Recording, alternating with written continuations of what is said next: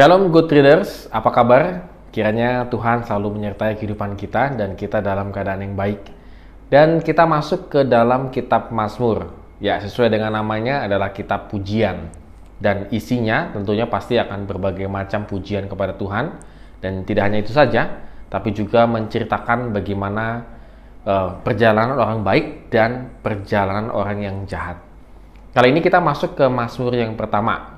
Kiranya Good Readers juga membaca ya satu pasal ini yang cukup singkat sih, cuma ada 6 ayat saja gitu ya.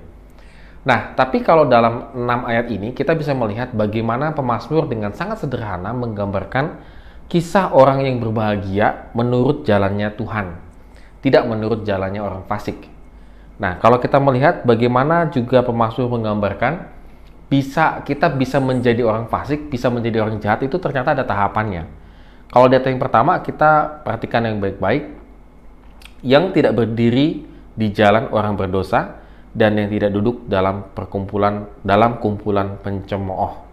Jadi pertama, dia tidak berjalan, orang yang tidak berjalan menurut nasihat orang fasik, tidak berjalan, dia tidak berdiri dan dia tidak duduk bersama-sama. Ya, ini adalah satu proses yang sederhana. Dari berjalan, berdiri dan duduk diam begitu ya. Jadi kita masing-masing bisa menjadi orang yang fasik, bisa menjadi orang yang jahat.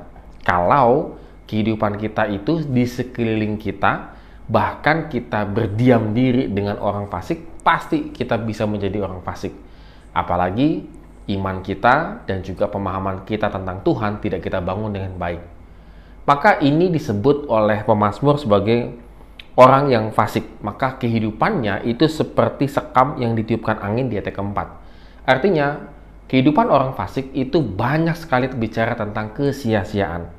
Sementara orang yang hidup di dalam Tuhan, dikatakan bahwa yang kesukaannya hidup dalam Taurat Tuhan, ia seperti pohon yang selalu ditanam di tepi air dan menghasilkan buah pada musimnya, dan tidak layu buahnya, daunnya, apa saja yang diperbuatnya berhasil.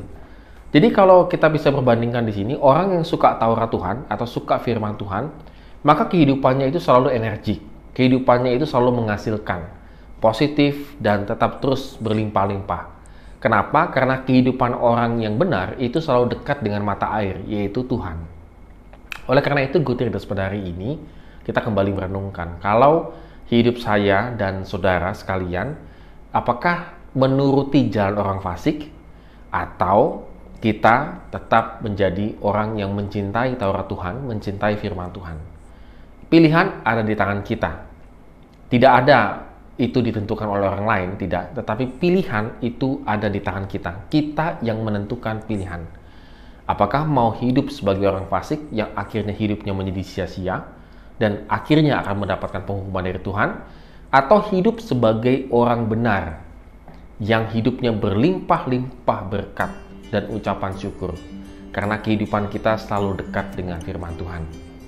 Kembali lagi Good Readers, pilihan ada di tangan kita. Amin.